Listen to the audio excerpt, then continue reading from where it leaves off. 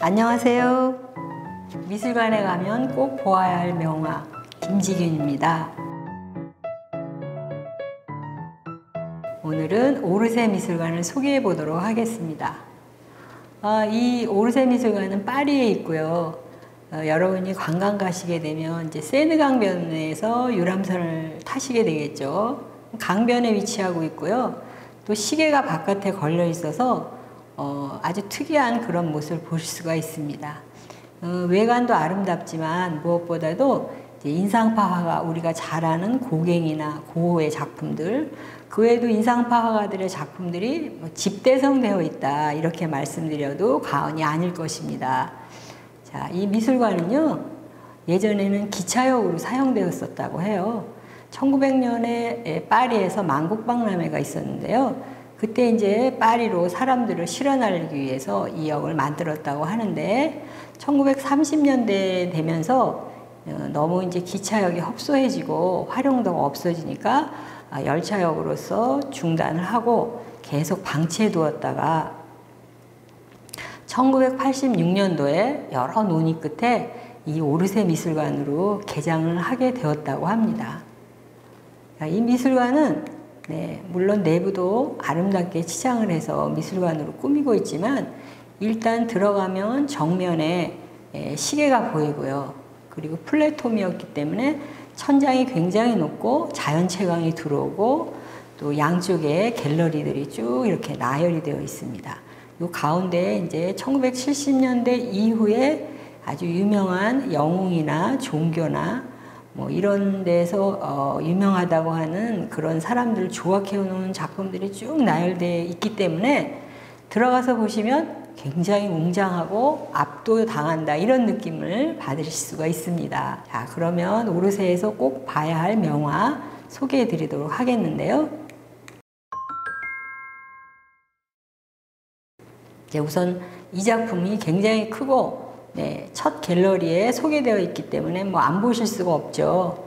우리한테는 잘 알려진 작가는 아닙니다만 아카데미즘 미술품을 보게 될 그런 사례의 하나다, 이렇게 말씀드릴 수가 있습니다. 뭐 제일 잘 그린 그림이다, 이렇게 말씀드릴 수가 있겠죠. 이 키트르는 이 그림을 아주 어떤 의미로 그렸냐면, 로마가 멸망할 때 사회상이 이랬다. 그런데 그 당시에 프랑스도 마찬가지로 이런 사회상이다, 우리가 여러 가지로 반성해야 된다, 이런 의미로 당시 사회를 빗대어 그린 거라고 해요. 게르만 민족에게 로마가 멸망했다고 하거든요. 그래서 오른쪽에 보시면 두 남자 청년이 보이실 텐데요. 끝 가장자리에 게르만인 두 명을 그려 넣었다고 하네요. 이 키트르는 그림도 잘 그렸지만 많은 그런 미술가들을 양성했다고 하는데, 그래서 미술 교육자로도 이름이 잘 알려진 화가라고 합니다. 자, 다음은 우리가 너무나 잘 아는 밀레 그림, 여기 가서 보실 수 있습니다.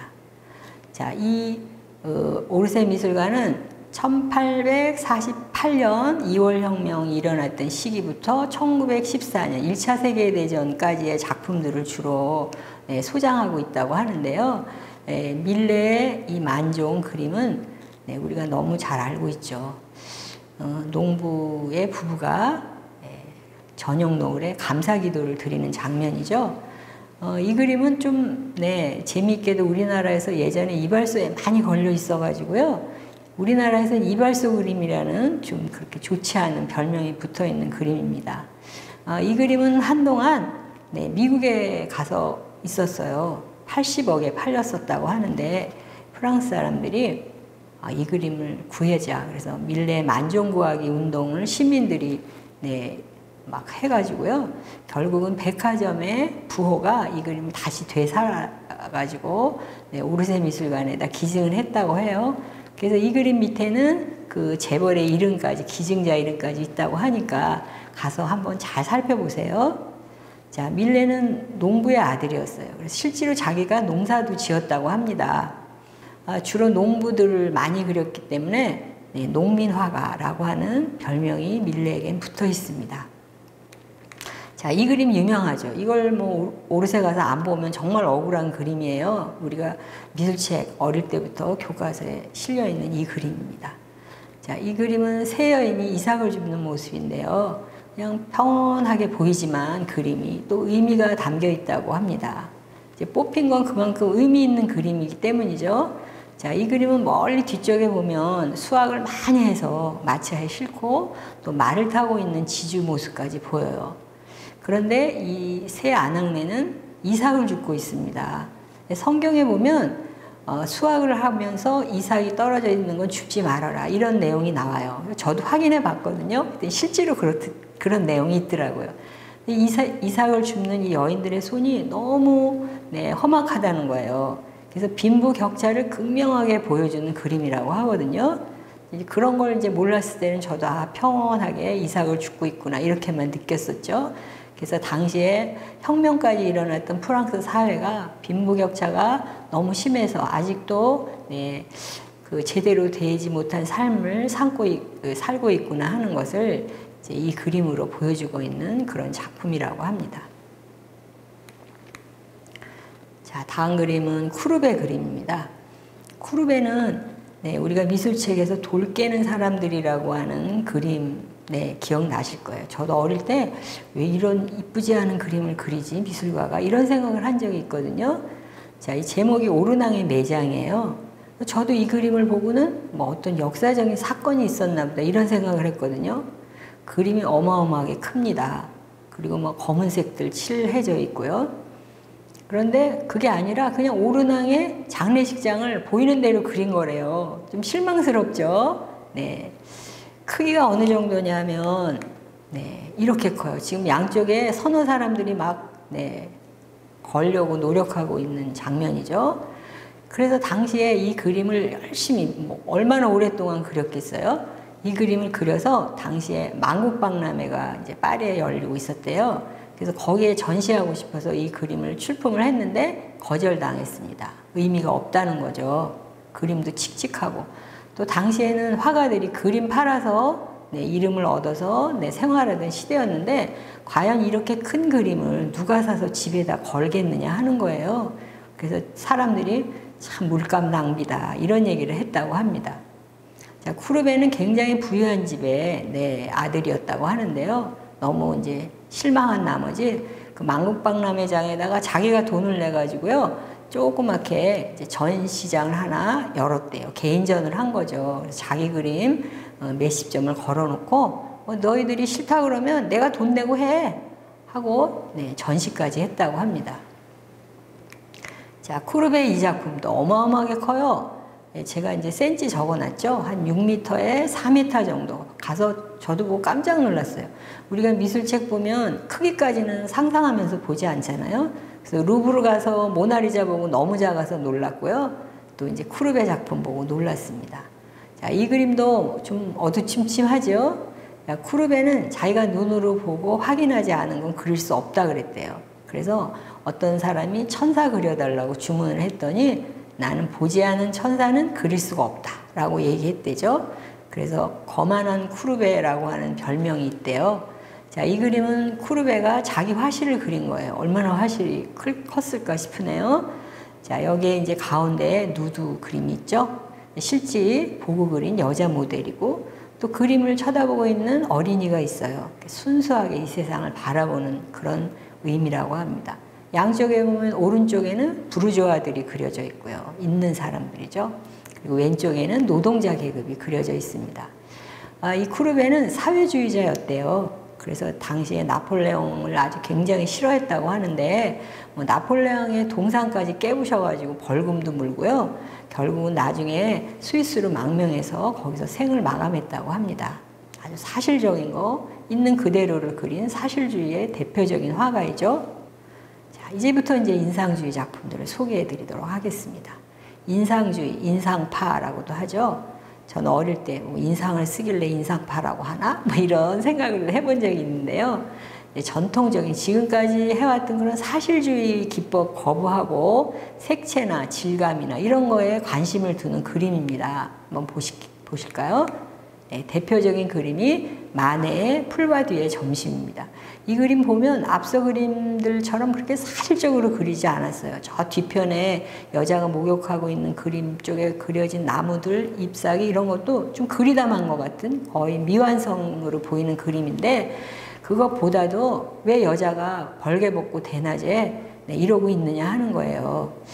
말씀드린 것처럼 누드는 여신들 같은 것만 그려야 허락이 되던 사회였거든요. 그래서 풍속문란이다. 굉장히 비판을 받았다는 겁니다. 그런데 여자가 아무 정 없이 우리 감상하는 사람을 빤히 부끄러움 없이 쳐다보고 있다는 거죠. 이 그림을 보면서 사람들이 굉장히 불쾌하다 이런 평들을 했다고 해요. 여기에 굴하지 않고 또 이런 그림을 그렸어요. 우리가 이제 미술책에서 많이 봤죠. 네, 올랭피아라고 해서 당시에 몸을 파는 여자를 그렸다는 거예요. 근데 이제 팔등신 뭐 이런 것도 아니고요. 키도 짤짤막하고 또 침대에 딱 슬리퍼를 신고 있어요. 그리고 또 그 아이콘이라고 해서 그림에 강아지가 등장하면 순종의 의미를, 고양이가 등장하면 유혹의 의미를 상징하는 거라고 하거든요.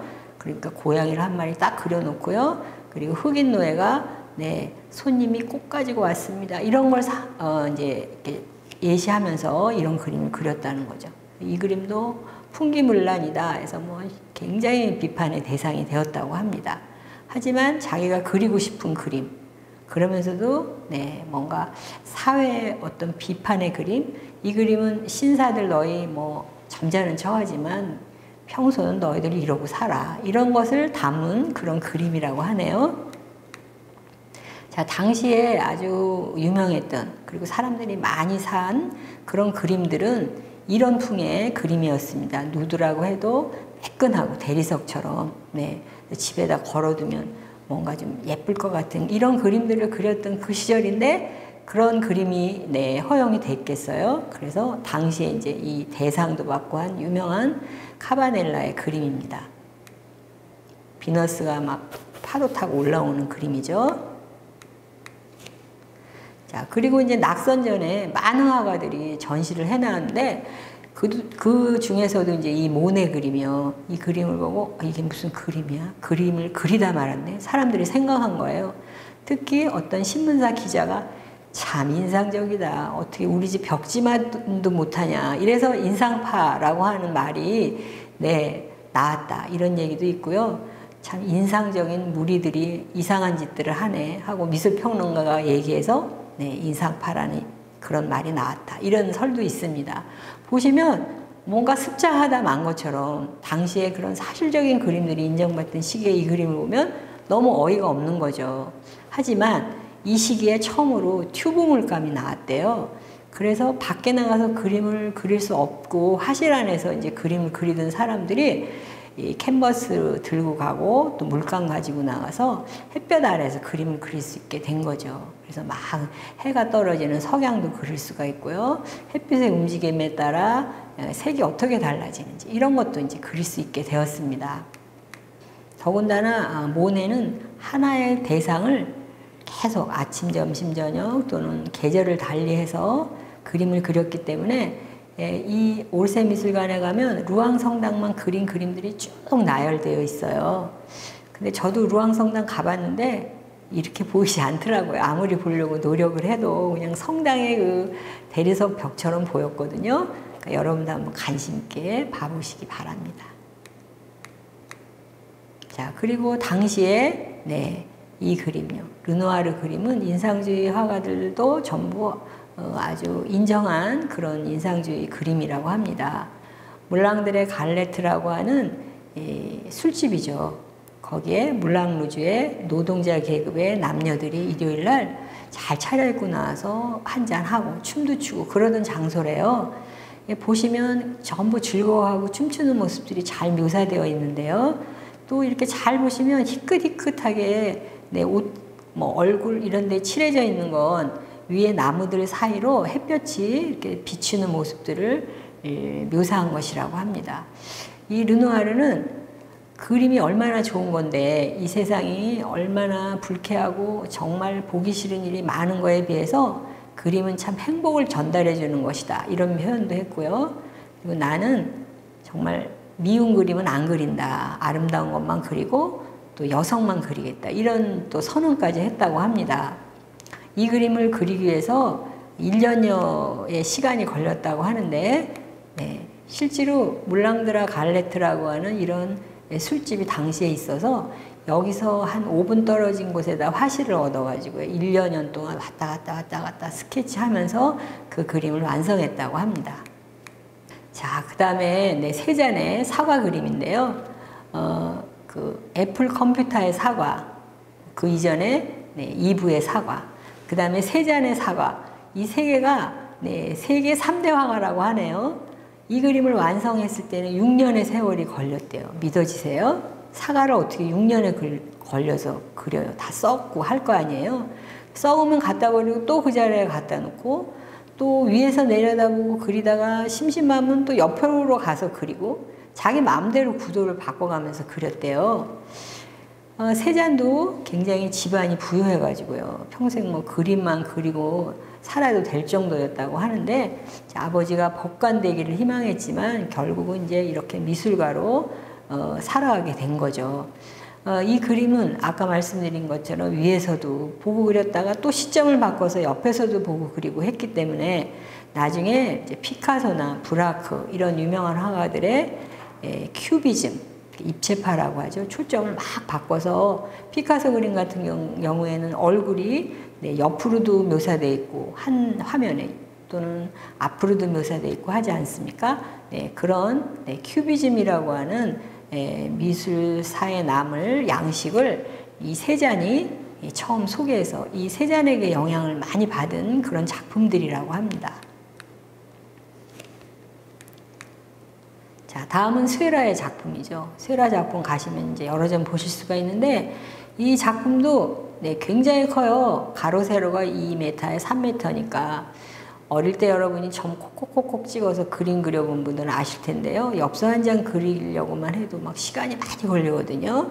그러니까 이 그림은 몇 년 걸려서 그렸을 거라는 거죠. 그런데 물감을 섞어서 그린 게 아니라 그냥 파란색 콕콕 찍고 그 옆에다 뭐 빨간색 콕콕콕 찍어서 그린 아주 독특한 점묘법이라고 하는 독특한 기법으로 그린 작품입니다. 크기에 놀라고요. 어떻게 이렇게 집념을 가지고 이런 방법으로 그림을 그릴까 이제 놀라운 그런 그림입니다.